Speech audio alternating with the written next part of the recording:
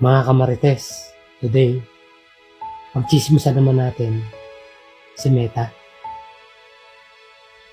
Pagchismisan natin yung napakalaking scam na ginagawa niya sa atin. Kung hindi pa kayo aware na tayo ay ni-scam lang ni Meta,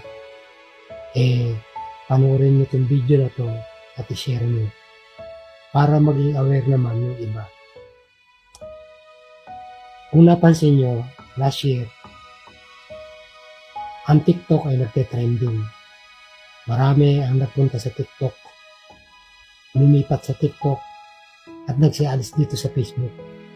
Kasi nga, ang Facebook, napakarami ng naging toxic na tao. Marami ng sinirang pamilya. Marami ng sinirang relasyon ang Facebook. So marami nang natoksikan at nagsilaya sa Facebook. So kumonte ang gumagamit ng Facebook. Kaya ang ginawa ni Facebook, nag-isip siya ng paraan para maibalik yung mga dating gumagamit ng Facebook.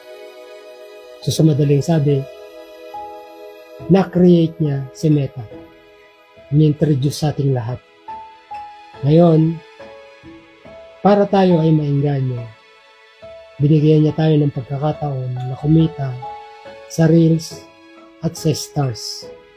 Ayun na nga, dito natin simulan.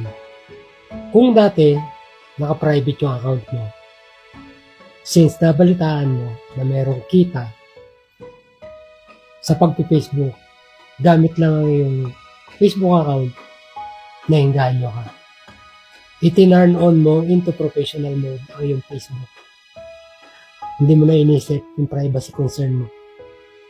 Na dati, mga Facebook friend mo lang, mga immediate family mo lang, mga kaibigan mo lang talaga yung nakaka-access sa Facebook mo. But nung i-turn on mo yung professional mode mo, lahat na sila nakaka-access na sa Facebook account mo. And without knowing, baka pati nga yung kaaway mo o lahat ng mga ex mo na-access na yung Facebook account mo. So, ganun na nangyari dito kay Meta.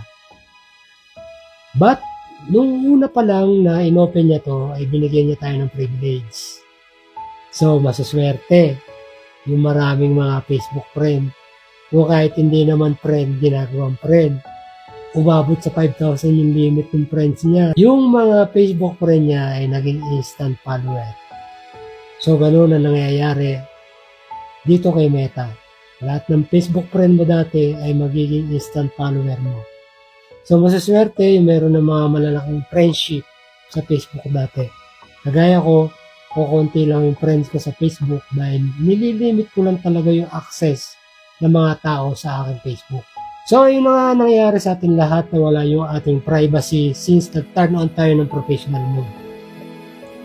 Ang may sasuggest ko lang para maibalik nyo yung privacy, kung meron kayong mga content na gustong i-upload na about sa family nyo, ay ilagay nyo yung settings sa only friends. Huwag nyo ilalagay sa private, sa public. So, ang makakakita lang yung mga immediate friends nyo lang and family. But kung Reels naman ang inyong i-upload, okay lang na i-public nyo kasi doon ibinibase ni Meta kung bibigyan ng stars or magkakaroon ka ng ads on Reels. But alam nyo ba sa totoo lang, so yun na nga, pumunta na tayo sa pagchichismisan natin na tayo ay in-scam lang ni Meta. Sa totoo lang, kikita tayo sa stars, why not? Kung may magbibigay sa atin ng stars. But alam niyo ba, na lahat na nagbibigay ng stars, ay ini-scam lang din ni Meta. You know why? For example lang to, na ang price ng isang stars ay 20 pesos. Yung 20 pesos na yon, for example, binili ko yung stars at gusto kong ibigay doon sa content creator, binili ko ng 20 pesos yon at ibinigay ko sa'yo. Yung 20 pesos na yon na halaga ng stars ay hindi naman mapupunta lahat sa'yo, Instead, 30% lang nun ang mapupunta sa'yo or $0.001 lang ang mapupunta sa'yo. So, wala pang 1 cents yung mapupunta sa'yo. And the rest, mapupunta na kay Meta. So, ganun siya naghahamon.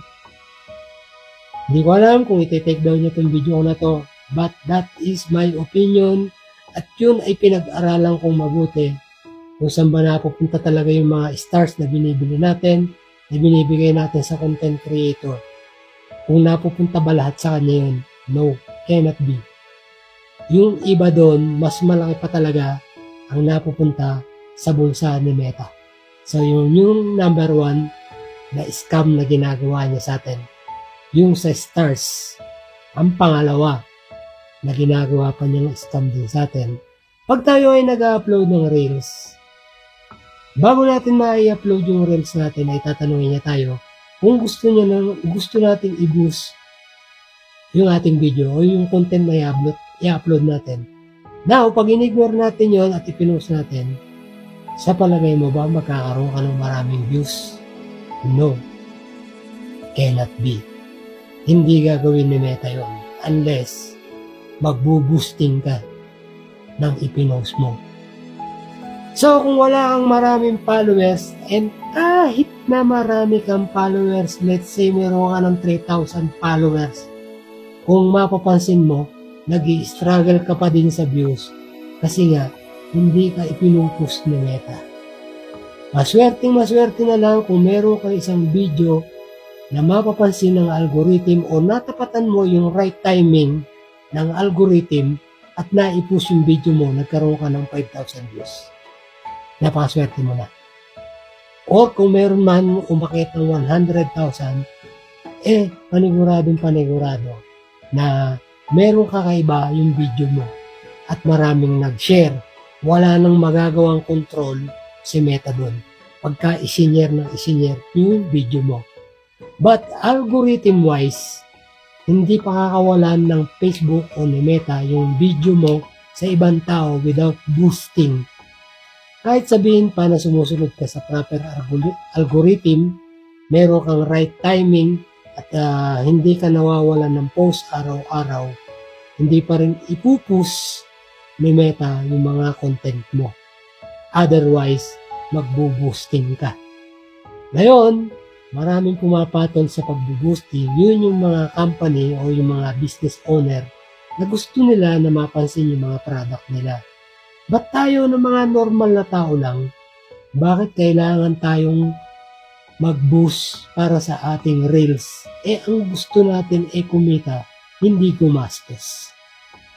So, yun ang ginagawa ni Meta. Ini-scam niya tayong lahat ng mga nasa Facebook, na mga naka-professional mode, na wala tayong alam-alam dahil ang gusto lang naman natin ay kumita ng extra income.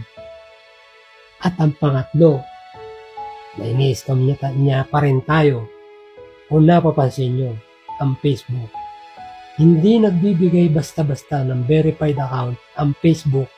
Napakarami niyang hinihinging requirement bago ka magkaroon ng blue check. Kung ikaw ay hindi isang politiko, kung ikaw ay hindi isang artista, kung ikaw ay hindi isang malaking vlogger, hindi ka basta-basta makakakuha ng verified account galing kay Facebook. Ibinebenta na niya kahit kanino yung verified account. Kung meron kang pambayad, magkakaroon ka na ng blue check sa iyong account.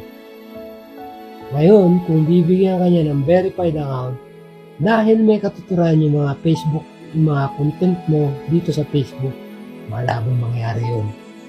Ang binibigyan niya lang talaga ng free, ewan ko kung free pa din until now, ayun na mga nasabi ko, hindi ka politiko, hindi ka artista, at hindi ka malaking content creator, hindi ka magkakaroon ng blue badge dito sa Facebook. Kaya kung ako sa inyo, i-PM nyo na ako, mag-create na kayo ng inyong mga TikTok account.